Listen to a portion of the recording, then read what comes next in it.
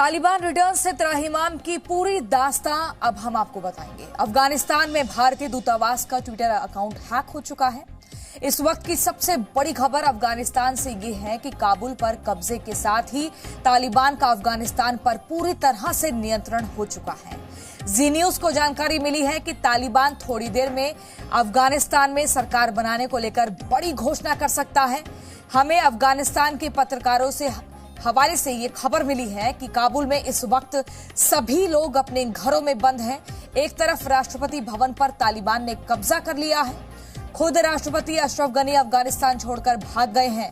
वहीं काबुल एयरपोर्ट पर अमेरिकी सैनिकों ने फायरिंग की है। दोनों ही तस्वीरें बता रही हैं कि आतंकवादियों ने किस कदर अफगानिस्तान को पूरी तरह से अपनी चपेट में ले लिया है।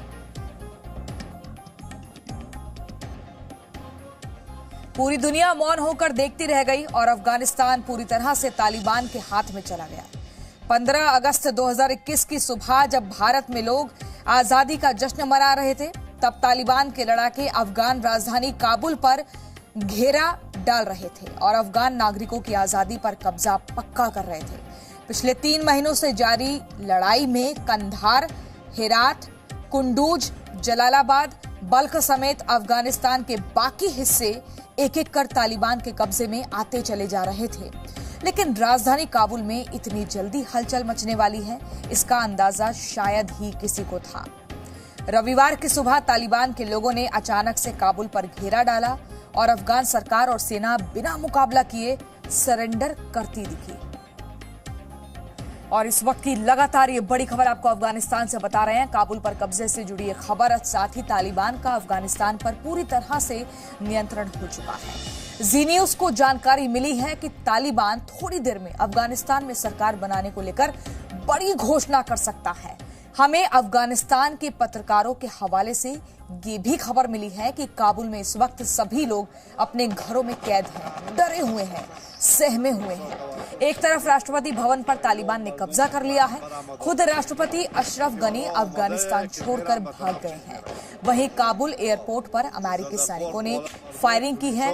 दोनों ही तस्वीरें बता रही हैं कि आतंकवादियों ने किस कदर अफगानिस्तान को पूरी तरह से अपनी चपेट में ले लिया है। तो राष्ट्रपति भवन पर कब्जा हो चुका है। काबुल एयरपोर्ट पर हमला हो रहा है, जिसकी वीडियो लगातार हम आपको दिखा रहे हैं। ये हमले की खबर रात की है, देर रात हमला हुआ। वहीं यूएनएससी में अफगान संकट पर सुबह 10 बजे एक अहम बैठक होने जा रही है। लेकिन इस बैठक के बाद क्या नतीजा निकलेगा, ये एक बड़ा सवाल है। हालात सामान्य होंगे, इसको लेकर किसी को उम्मीद बहुत ज्यादा नहीं है। लेकिन इस बीच भारतीय विदेश मंत्रालय की तरफ से जानकारी मिल रही है कि लगातार मॉनिटरिंग हो रही है और नजर बनी हुई है कि हमारे डिप्लोमेट्स की वतन वापसी सही तरह से हो। तो आपको लगातार हम सिलसिलेवार तरीके से पूरी क्रोनोलॉजी समझा रहे हैं। राष्ट्रपति भवन पर कब्जा हुआ, काबुल एयरपोर्ट पर हमला हो रहा है, वहीं यूएनएससी में अफगान संकट पर सुबह 10 बजे अहम बैठक होने जा रही है। इस बीच भारतीय विदेश मंत्रालय की तरफ से जानकारी मिली है कि वो अफगानिस्तान में अपने राजनयिकों को निकालने के लिए हर परिस्थिति में बहुत करीब से नजर बनाए हुए हैं। काबुल एयरपोर्ट पर फायरिंग की जानकारी मिली है और उसकी वीडियो आप पहली तस्वीर में देख रहे हैं। फिर राष्ट्रपति भवन पर कब्जा हुआ, दूसरी तस्वीर में आप देख रहे हैं। अशरफ गनी देश से भाग चुके हैं। तजाकिस्तान में वो इस वक्त शरण ले चुके हैं। तीसरी तस्वीर, चौथी तस्वीर, काबुल में ट्रैफिक जाम, व्हाइट हाउस के बाहर लगातार प्रदर्शन हो रहा है, लोगों में नाराजगी है, जो बाइडेन के खिलाफ नारेबाजी हो रही है और 129 लोग भारत लौटे हैं। उनमें डर है, वो डर रहे हैं कि जो लोग उनसे जुड़े हुए हैं अफगानिस्तान में, उनका क्या हाल होगा। अब हम आपको ये दिखा रहे हैं वीडियो, देर रात एयरपोर्ट की है, काबुल एयरपोर्ट की, जहां पर फायरिंग की गई। लेकिन ये फायरिंग बताई जा रही है कि अमेरिकियों की तरफ से थी। इस गोलीबारी में काफी दहशत का माहौल बना है और लोगों में डर زده خورد بالا مردم پلیسا که نبگذارن مردم داخل میدان هوایی بره به خاطر ازی که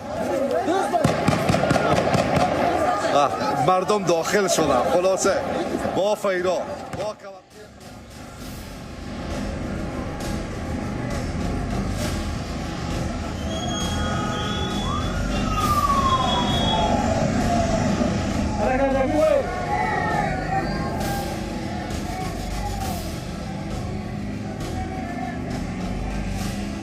अफगानिस्तान को लेकर पूरी दुनिया को जिस बात का डर कई दिनों से सता रहा था, वो डर आखिरकार रविवार को सच साबित हुआ। काबुल पर कब्जे के साथ ही अफगानिस्तान में तालिबान का फिर से राज हो गया। काबुल ښار درنو او پیاوړي ولسه زه د کورنۍ چارو د وزارت په توګه وزیر په توګه خپل ټول امنیتي او دفاعي ځواکونه तालिबान रिटर्न्स के कारण काबुल समेत पूरे अफगानिस्तान में त्राहिमाम की स्थिति है। हालात बेहद डरावने हो चुके हैं।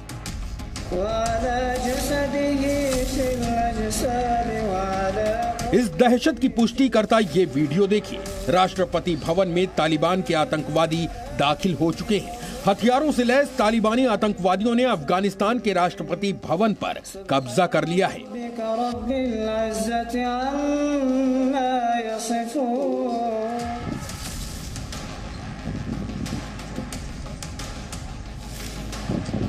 तालिबान का दावा है कि उसका न सिर्फ काबुल के 11 जिलों पर नियंत्रण हो चुका है, बल्कि अफगानिस्तान का कंट्रोल भी अब उसके ही हाथों में है।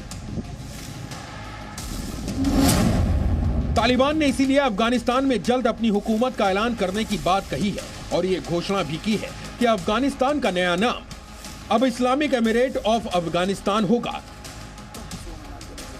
तालिबान भरोसा दिला रहा है कि काबुल में मौजूद राजनयिकों को डरने की जरूरत नहीं है, लेकिन तालिबान का टेरर किस कदर लोगों के दिलो दिमाग पर हावी है, इसकी बानगी काबुल के इंटरनेशनल एयरपोर्ट पर देखने को मिली, जहां रविवार को एयरपोर्ट पर अफरा तफरी का माहौल दिखा।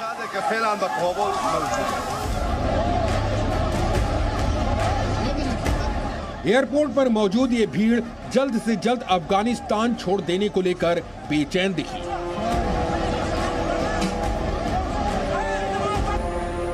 वहीं नाटो देशों ने फैसला लिया है कि काबुल पर सभी कॉमर्शियल उड़ानें निलंबित रहेंगी। काबुल एयरपोर्ट का इस्तेमाल अब सिर्फ मिलिट्री के लिए होगा।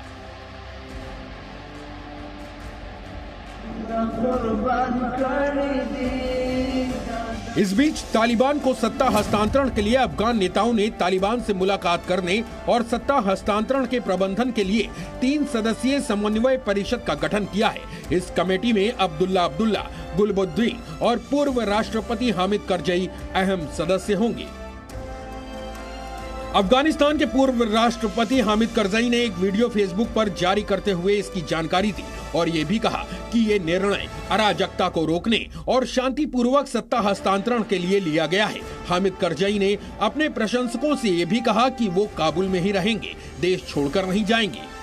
लेकिन काबुल में तालिबान के घुसते ही खबर आई कि अफगानिस्तान के राष्ट्रपति अशरफ गनी ने वतन छोड़ दिया है।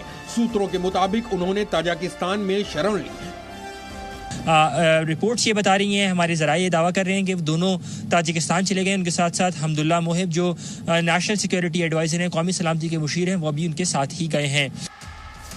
जब अफगानिस्तान में उनके देश छोड़कर भागने की खबर फैली और चारों तरफ से किरकिरी होने लगी, तो अशरफ गनी ने फेसबुक पर बयान जारी करके सफाई दी और कहा, तालिबान मुझे हटाने के लिए काबुल और काबुल वासियों पर हमले कर देता, जिससे 60 लाख की आबादी वाले शहर काबुल पर भयंकर मानवीय त्रासदी जैसी स्थिति आ जाती। ऐसे में खून की बाढ़ आ जाती, जिसे रोकने के लिए मैंने देश से जाने का फैसला किया।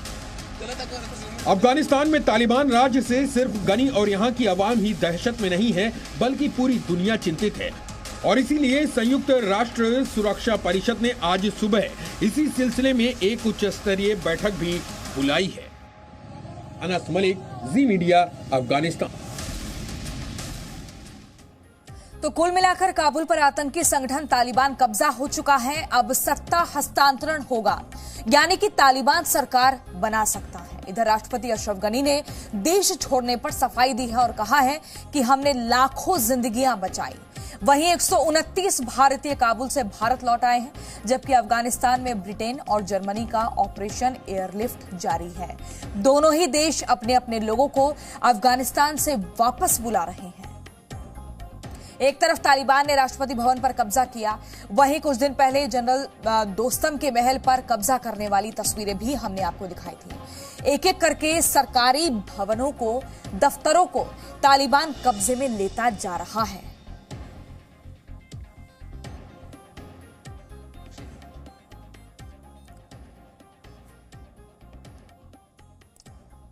और इन्हीं तस्वीरों के साथ अब हम आगे बढ़ते हैं और इसी पर हम चर्चा करेंगे और साथ ही हमारे सहयोगियों से हम जानकारी भी लेंगे कि मौजूदा क्या बड़ा अपडेट है। आपको जल्दी से बता देते हैं, हमारे साथ जुड़ गए हैं अचल मल्होत्रा जी, जो कि पूर्व राजनयिक हैं, मंजू सेठ जी पूर्व राजनयिक हैं। जी न्यूज में आप सभी का बहुत बहुत स्वागत है।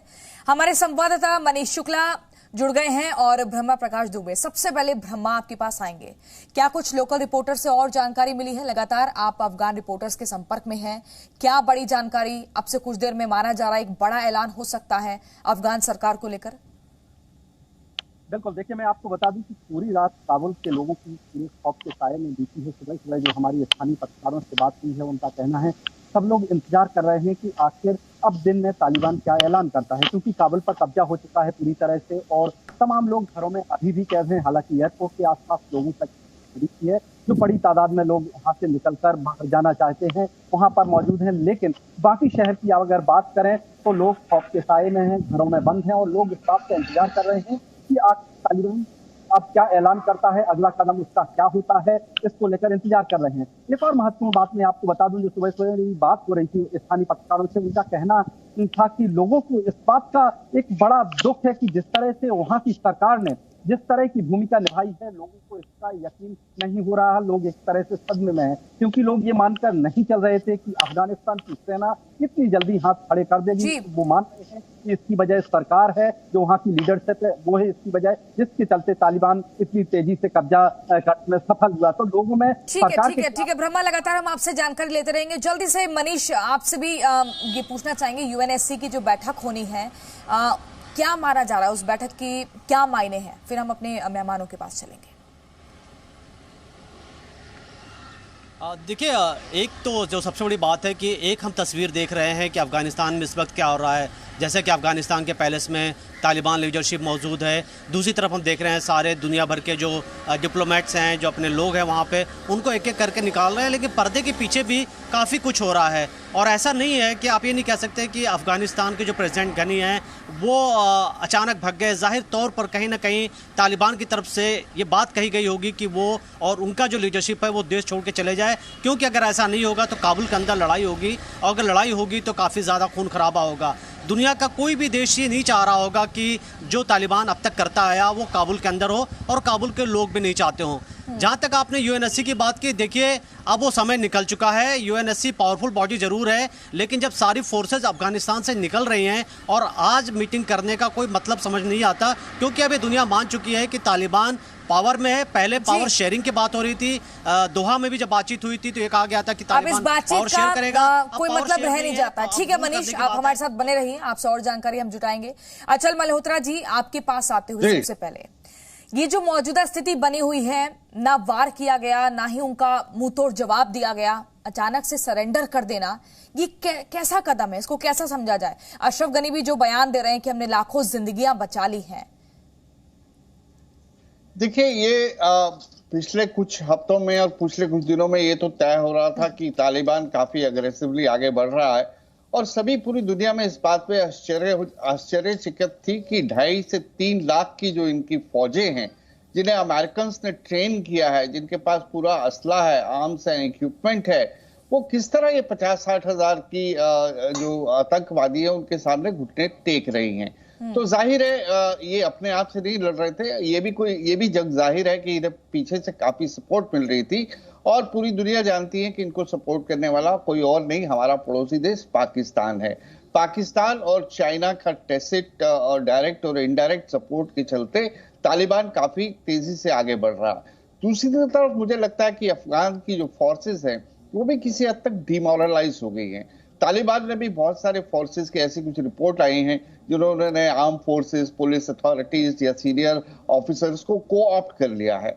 और किसी किसी जगह पे ये भी बताया जा रहा है कि वहां की जो जनता है उसे आक्रोश है अपनी सरकार को लेके कि सरकार जो है इस पूरे मुद्दे को ठीक से एफिशिएंटली हैंडल नहीं कर पाए। अब सरकार की मजबूरी यह है कि इस मुश्किल समय में पूरी इंटरनेशनल कम्युनिटी है चुप्पी साध के बैठी हुई है। अमेरिकन ने जिसे कहते हैं कि बीच मझधार में छोड़ के इन्हें चले गए, कहीं से भी किसी भी तरह की इंश्योरेंस नहीं थी कि उनको मिलिट्री रूप से उन्हें सपोर्ट किया जाएगा।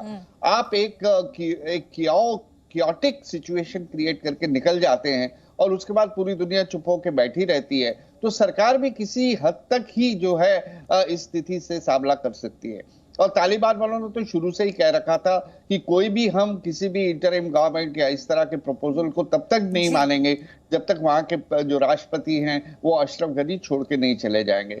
अब चाहे आप कह सकते हैं कि अशरफ गनी की स्टेटमेंट जो है वो फेस सेविंग स्टेटमेंट है, वो अपनी जो देश छोड़ के चले गए हैं उसे अपनी फेस सेविंग के लिए कह रहे हैं, लेकिन अचल मल्होत्रा जी उसको कायरता के तौर पर लिया जा रहा है, कम से कम मुकाबला तो करना था। बिल्कुल बिल्कुल लिया जा रहा है, लेकिन प्रियंका जी फिर भी ये मानना पड़ेगा कि इस पूरे एपिसोड में अगर कहीं थोड़ा सा कांसोलेशन ये है, देखिए जब ये तय हो गया, ऑलमोस्ट तय हो चुका था कि तालिबान जो है अफगानिस्तान को कंट्रोल कर लेगा, दुनिया भर की इंटेलिजेंस रिपोर्ट्स भी यही कह रही थी, तो मुझे लगता है कि कहीं ना कहीं इस बात का लोगों को ये रहेगा कि चलिए आखिरी दौर में जो काबुल है वहां खून खराबा नहीं हुआ और कम से कम जो है सो कॉल्ड अब जो ट्रांसफर ऑफ पावर है वो पीसफुली हो जाएगा। तो इसमें काफी बचाव तो हुआ, लेकिन अशरफ गनी ने इसलिए किया, मुझे नहीं लगता उनको अपनी जान का खतरा था, उनसे साफ कह दिया गया होगा। बचाव करते हुए दूसरी जगह चले गए। ठीक है मंजू सेठ जी, आपसे भी हम जानना चाहेंगे यूएनएससी की जो आज बैठक हो रही है, इस बैठक के क्या मायने हैं?